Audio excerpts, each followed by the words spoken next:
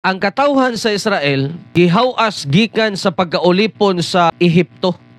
Gisaaran sa dapit nga nagaagay ang dugos og gatas nga mao ang dapit sa Kanaan.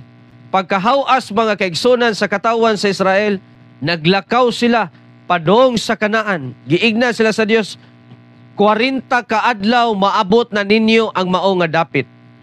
Ya kabalo ba mo ang resulta sa pitok nila ka mga pagreklamo, reklamo. Ang 40 ka adlaw nahimong 40 ka tuig. Kana sigig reklamo diha.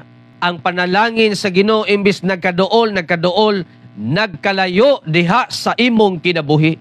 Mo na labing tinuod mga kaigsunan mga kagilan. Unsa may sagad nga imong gireklamo? Nireklamo ka ba? Ikay wa na kay bugas karon? Nang hinaot ko nga diya sa simbahan, walay mo reklamo nga dugay mahuman ug wali si pastor. Usahay ang mga member sa church matakdan sa kinaiya sa mga Hudiyo, mga kaigsunan, mga kagalan. Sige reklamo.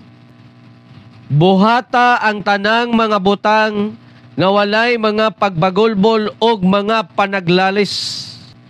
Mga membro simbahan, sige glalis. Nay mga member sa church nga nahimong kinaiya ang pagkareklamador as a Christian, individual Christian. Asa man nga punto sa imong kinabuhi nga di ka makadawat, sige kang reklamo. Sa imong balatian, na ba kay sakit karon nga mo hinungdan nga sige kang reklamos Ginoo nga Lord, nangalagad ko kanimo Ginoo nganong wala pa man nimo ko. Ayuhan ni ining balatian.